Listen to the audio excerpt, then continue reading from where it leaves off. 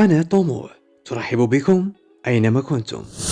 في استقبال لا ينسى وسط بروتوكول مبتذل، وقف دونالد ترامب الرئيس الذي طرد المسلمات من طائراته ومنع دخول المحجبات إلى بلاده، يشاهد صف النساء المسلمات بشعر مكشوف يرقصن أمامه في الإمارات برفقة رئيس دولة بابتسامة عريضة، وكأن العرض أكثر أهمية من التاريخ.